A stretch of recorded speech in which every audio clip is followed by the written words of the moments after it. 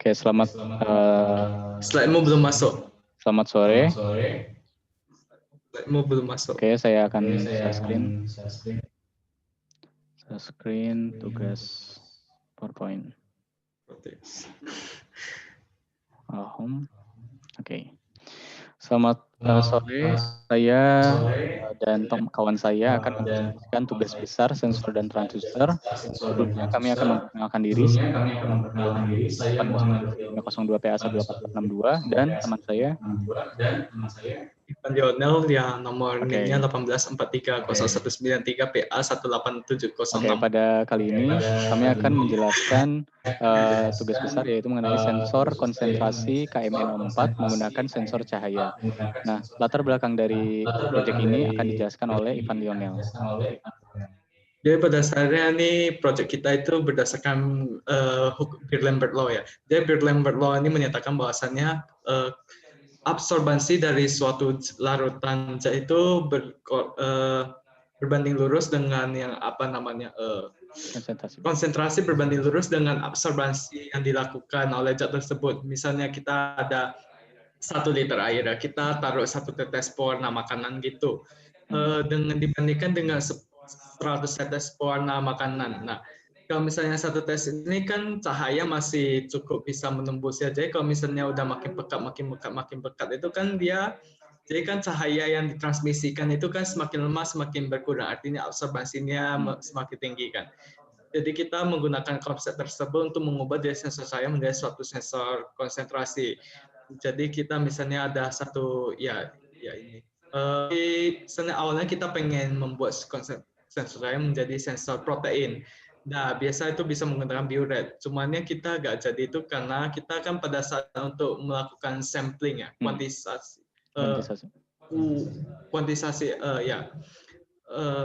itu kan kita perlu sampel yang pasti. Misalnya mungkin untuk biuret itu kita bisa memakai telur atau dan sebagainya itu yang memakai proteinnya tinggi. Tapi itu kan sifatnya kualitatif aja. Misalnya ada protein dia berubah warna dari biru muda jadi ungu yang lebih tua.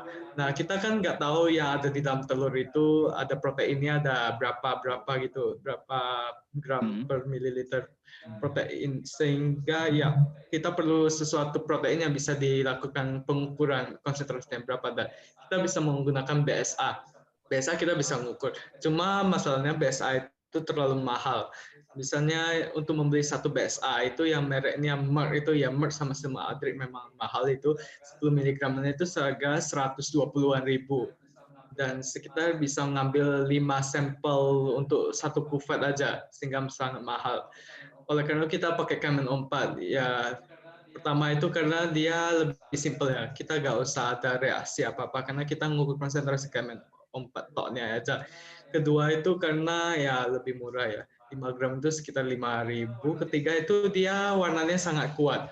Sangat dengan berat yang sangat kecil aja untuk dilakukan ke air yang relatif banyak itu warnanya itu sangat pekat dan berubah secara drastis gitu. Jadi dan klasik juga dipakai cobaan fotometri atau spektrometri gitu ya.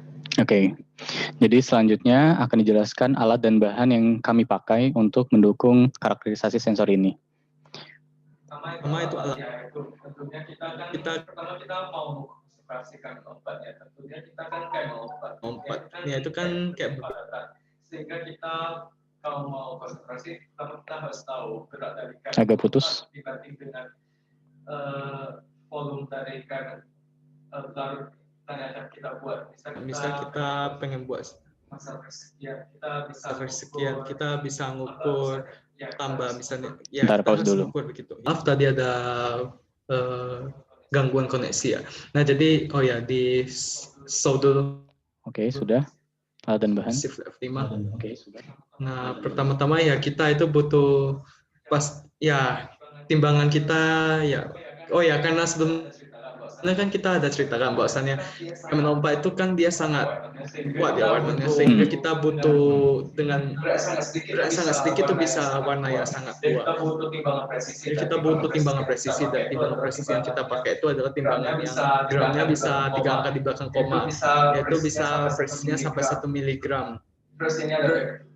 Terus ini ada backer yang besar. Backer yang besar ini berfungsi sebagai untuk membuat larutan inisial dari Kamen 4. Terus untuk larutan backer yang kecil yang 50 mili ini sekitar 5 sampai 6 ya di sini ya kelihatannya. Slide ini itu berfungsi untuk membuat suatu sampel. Misalnya kita kan dalam percobaan kuantitisasi kita itu kita misal pengen buat konsentrasi yang sekian, misalnya setengah dari konsentrasi awal, konsentrasi setengah dari atau sepertiga dan sebagainya. Itu untuk menggunakan karakterisasi biar lebih gampang, biar lebih cepat gitu. Dan terus kita ada series itu memindahkan larutan dari pengenceran kita yang memiliki konsentrasi tertentu ke dalam kuvet. Dan terus kita ada kuvet. Kuvet ini jadi bisa digunakan untuk fotometri atau spektrofotometri juga. Ini biasa untuk menghapuskan pelarutan, baru kita masukkan ke alatnya. Dan saja alat. Ya, satu lagi kita ada alat untuk membaca. Jadi alatnya itu terdiri dari Arduino, ada dari ADC, ya biasa. Ini nanti akan dijelaskan lebih lanjut lagi. Nah, nanti kan ini kuvetnya kita masukkan ke dalam sehingga kita bisa mengukur konsentrasinya. Ada kuvet, ada alat, terus untuk bahannya kita yang tentu saja Kamen 4 dan kita pakai air Aquades. Kenapa kita nggak pakai Aquades? Pertama itu kan Aquades kita nggak melakukan reaksi dan reaksinya tidak terlalu sensitif sehingga tidak perlu memakai Aquades. Terus ya Aquades itu mahal. Ya, jadi kita cukup memakai yang namanya Aqua saja. Oke, jadi tadi sudah dijelaskan alat dan bahan serta alat yang kita buat. Kemudian selanjutnya adalah presentasi alat. Jadi kami membuat alat dengan beberapa komponen. Yang pertama adalah komponen LDR, terus LED, terus ada ADS 115 itu ADC sama Arduino Nano. Dan nanti data akan ditampilkan pada OLED. Nah, mungkin nanti selanjutnya akan didemokan oleh Ivan Lionel. Jadi alatnya. Jadi ya ini alatnya ini. Jadi kita kan pertama-tama ini kan ya saya buka. Ini ada tentu saja 3D print ya. Ini 3D printnya kita desain, terus kita cetak di 3D printer yang ada di SIC, pakai materialnya ABS Plus. Terus ini untuk elektroniknya kita punya Arduino Nano yang untuk menghitung ya, sama untuk komunikasi sama komputer. Terus ini ada ADS 1115. Berfungsi sebagai ADC yang 16 bit dan efektifnya kita pakai 15 bit saja. Kenapa kita perlu ADC eksternal? Karena kan walaupun Arduino udah ada ADC ya, itu karena belum cukup, karena ADC yang dari Arduino itu 10 bit, sedangkan kita perlu yang lebih presis sehingga kita memakai ADC eksternal yang 15-16 bit gitu. Terus kita kan tadi itu ada yang namanya sensor cahaya. Kita kan mengukur absorbansi dari lautan ya, berarti kita ada sensor cahaya dan ada sumber cahaya. Nah, sumber cahayanya itu kita ada yang namanya ini LED RGB. Ini sebagai sumber cahayanya. Kenapa kita pakai RGB itu karena kita biar bisa testing mana yang optimal sebetulnya. Dan kita ada yang namanya LDR, kita pasang ke sini. Jadi nanti RGB dia akan menyinari larutannya, jadi kita mengukur absorbansinya. Terus nanti di sini ada sensor cahaya LDR kita yang mengukur hasil transmittance dari alat tersebut. Nah, berikut saya akan coba membuka alatnya itu ya. Oke. Sambil Ivan membuka itunya, oke, sudah terbuka. Jadi mungkin saya jelaskan terlebih dahulu karena saya menjadi programmer. Di sini yang pertama ini diagram blok sistemnya.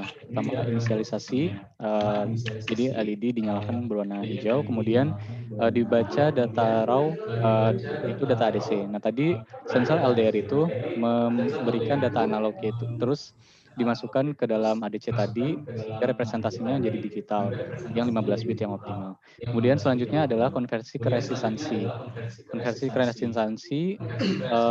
Lalu dimasukkan ke persamaan hasil karakterisasi yang akan kami jelaskan di akhir slide ini. Kemudian data ditampilkan. Mungkin akan dibalik lagi. Maaf ini cabling kita kurang bagus ya. Jadi ini OLED-nya mati lagi. Nah, ini OLED-nya pas kita buka ini ada tadi. Nah, ini ada OLED-nya tampilannya. Terus kita ini Arduino-nya pas saat buka. Terus ini ada warna hijau ya, ini di dalamnya kita kelihatan ini. Nah, kenapa kita memilih warna hijau itu karena absorbansi yang maksimal dalam KMNO4 itu di sekitar warna hijau. Nah, jadi itu kan tergantung kayak karakteristik setiap zat. Misalnya ada klorofil. Klorofil itu kan kayak daun, itu mengapa warna hijau? Karena dia memantulkan warna hijau. Jadi dia memantulkan, dia nggak lakukan absorbansi. Sedangkan mengabsorbansi di wilayah lain sehingga dia kelihatan hijau. Jadi setiap zat itu punya karakteristik spektrumnya tersendiri dan absorbansi tertinggi dari KMNO4 itu dia di hijau, maka dia warnanya keunguan ya kan. Jadi dia karena ya dia nggak memantulkan hijau, maka kita nggak melihat ada hijau kan dia keunguan gitu. Itu dari data yang ada di online sih. Oke, jadi tadi sudah dijelaskan alatnya. Selanjutnya adalah tentang kalibrasi. Mungkin lebih detailnya akan dijelaskan oleh Ivan. Nah, untuk melakukan sampling ya sebenarnya lebih tepat ini adalah proses sampling sih. Kan sampling tadi kita perlu untuk ngambil massa ya, ngambil massanya misalnya berapa, pengen buat konsentrasi berapa, kita ngukur berapa massa, terus berapa liter itu. Nah, kan kita perlu yang presisi. Nah, timbangan presisi. Nah, otomatis alat yang presisi itu kita harus melakukan kalibrasi terlebih dahulu. Oke. Next. Nah, berikut adalah video contoh kalibrasi timbangan. Nah, misalnya ini kita pertama-tama sesuai dengan guidebook yang ada di timbangannya, itu pertama-tama kita ke menu kalibrasi dulu. Terus dia akan meminta kita menaruh alat yang beban yang anak timbangan standar yang 50 gram. Setelah kita menaruh, baru dia akan melakukan proses kalibrasi dan selesai. Selanjutnya melakukan preparasi dan sampling. Ini masukin sampling ya, pencuplikan. Ya, ini cara buat sampling itu kan tadi pertama ada dua ya. Pertama itu kan kita ngukur kayak misalnya kita mau buat konsentrasi, samplingnya kan konsentrasi, kita banyak konsentrasi kan. Berarti kita bisa ngukur kayak masanya berapa terhadap volume berapa. Nah, tapi mengapa kita mungkin kita sistemnya bukan pakai itu, tapi kita menggunakan cara kedua yaitu melakukan pelarutan. Misalnya ada konsentrasi KMNO4 yang standar yang kita anggap betul, anggap absolut kebenarannya. Terus kita lakukan pengenceran. Pengenceran menghasilkan konsentrasi yang sekian. Kita memakai itu karena timbangan kita itu memang presisi, cuma dia kurang sensitif. Misalnya kita pengen ngambil 0,005 miligram deh. Dia gram. Berarti 3 angka di belakang koma dan 5 ya. Dia tidak akan bergerak sampai dengan misalnya dia sampai ke 7 gitu baru dia kedeteksi, dan pembacaannya errornya mungkin sampai sekitar 50% ya kalau untuk yang kecil gitu. Misalnya kita ambil 5 tapi pembacaan 7 itu kan kayak udah 2 dari 5 itu kan kayak hampir 50%. Jadi sangat bahaya. Ditambah lagi kita pikirnya itu kan kayak KMNO4 itu warnanya kan sangat kuat ya, jadi dengan konsentrasi perubahan yang sangat dikit aja itu kayak sangat bahaya. Jadi kita sistemnya ya tadi, kita ngukur massa yang fix agak besar, misalnya kita pakai 0,03 gram, kita kasih 1 liter air, sehingga kita punya larutan standar itu yang kita anggap sebagai fix concentration itu. Boleh ditampilkan gambar yang tadi awal nggak? Oke. Ini. Nah, ini yang ungu yang ada di 1 liter ini kita adalah larutan standar kita. Jadi kalau misalnya kita pengen buat setengah dari konsentrasi ini, kita bisa mengambil 10:10 ya. Berarti 1:1, misal 10 mili larutan KMNO4 sama 10 mili air, sehingga konsentrasinya jadi setengah. Kalau kita pengen 1/5, berarti kita 1 bagian KMNO4 sama 4 bagian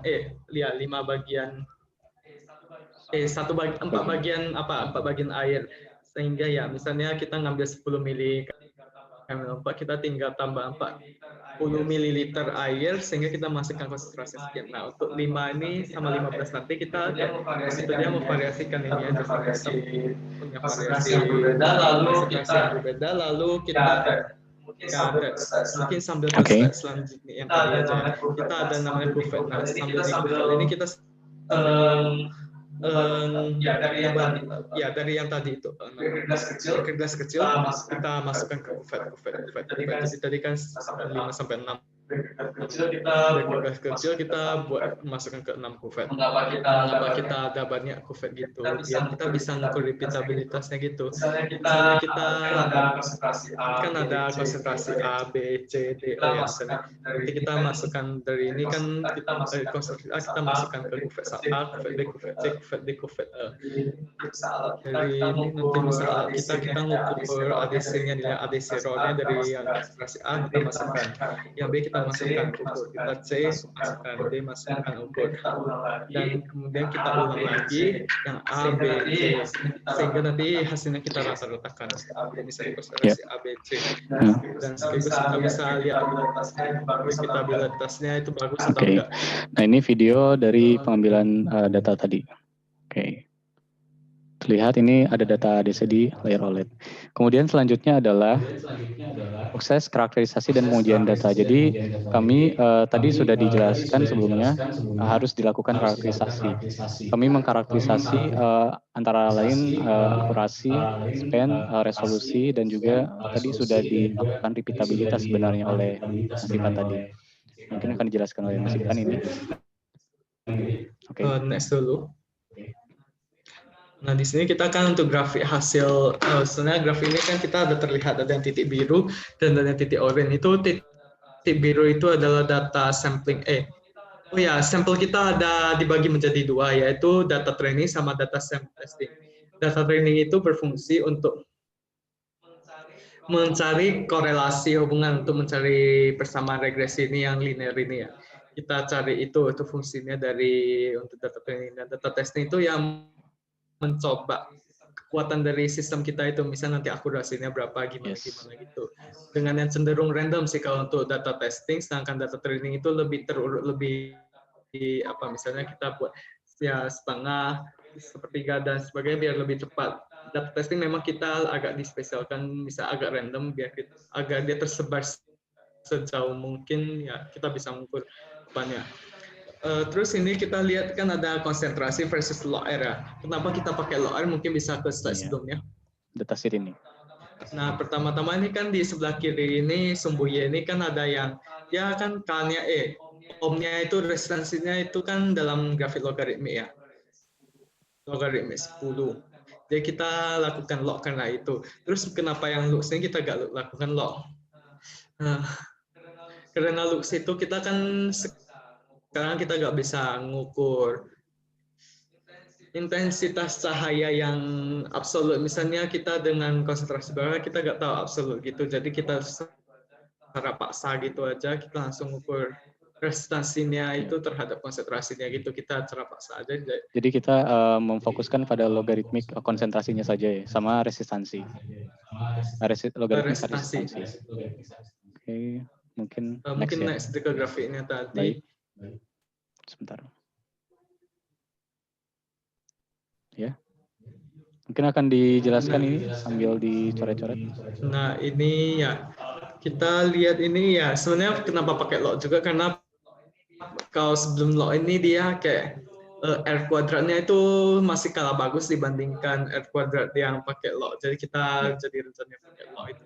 Sebenarnya awalnya kita nggak pakai log, cuma dapat kok masih kurang. Kita coba mikir gimana kita mengimprovisasi hubungan korelasinya itu. Jadi kita lihat itu dia dari dataset itu kan ada log, jadi kita pakai log gitu. Terus kita soalnya akan untuk sistem kita cukup akurat dan presisi ya. Jadi aku akan mengapa akurat, mengapa presisi. Terus ini adalah sistem presisi. Misalnya ini kan yang data training kita masukkan persamaan garis yang sekian yang ada di tengah. Ini kita misalnya dapat ini ya. Ini persamaannya misalnya. Terus waktu di data testing ini misalnya kita bacanya di sini.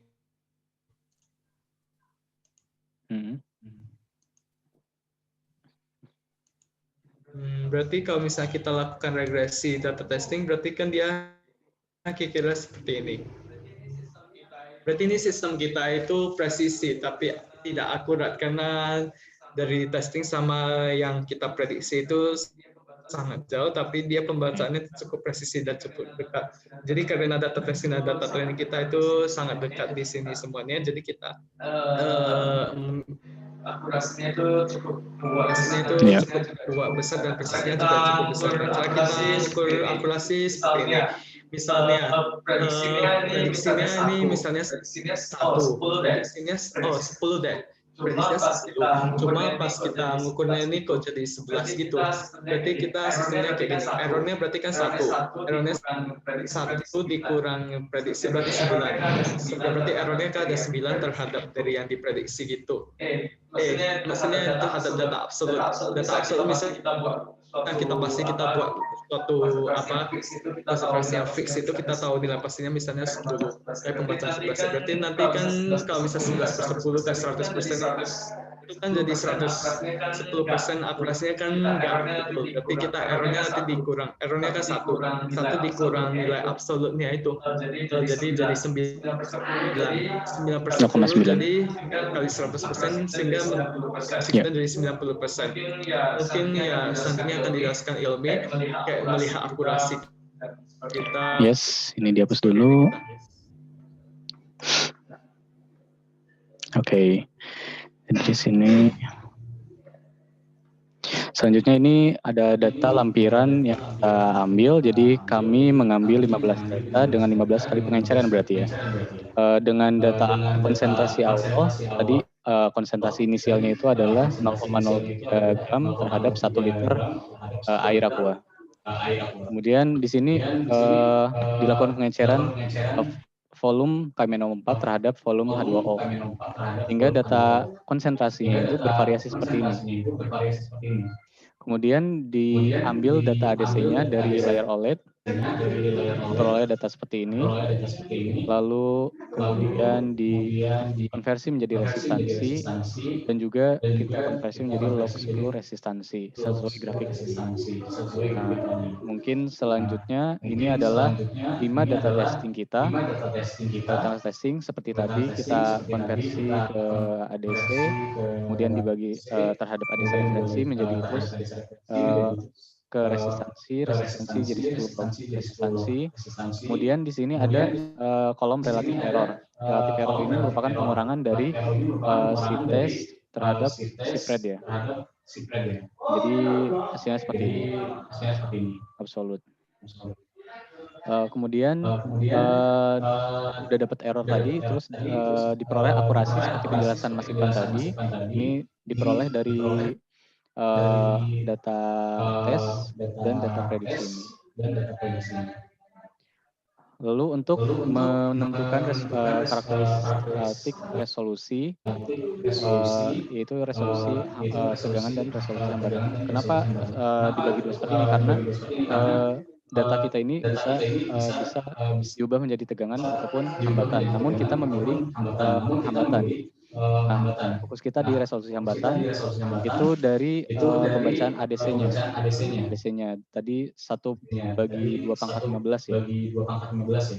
Kemudian span ini diperoleh dari data maksimum dikurangi data minimum yang terbaca.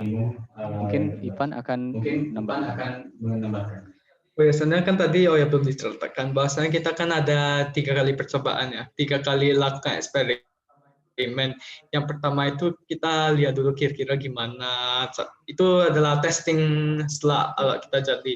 2 itu kita yang memakai sistem yang massa itu. Kayak misalnya kita mengukur misalnya massa ya sekian, kita lakukan ke volume sekian. Selain lama itu kan kayak tahu timbangan kita juga kurang sensitif sehingga pembacaan juga agak kacau. Terus kita dari beberapa paper juga kita pernah melihat bahwasannya semakin tinggi konsentrasi KM4, artinya dia semakin gelap itu maka pembacaannya itu akan semakin menyimpang. Jadi dia agak terlalu linear lagi, tetapi entah miring kemana sehingga prediksinya biasanya jadi susah. Oleh karena itu sistem kami itu biasanya untuk kayak konsentrasi yang sangat kecil aja. Oke, baik. Mungkin terima kasih atas perhatiannya. Saya dan Ivan Leona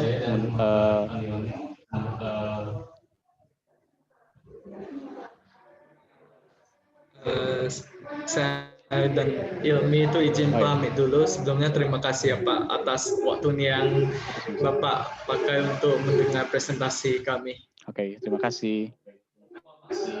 Mungkin mohon maaf kalau misalnya ada banyak kekurangan dari kita. Yes.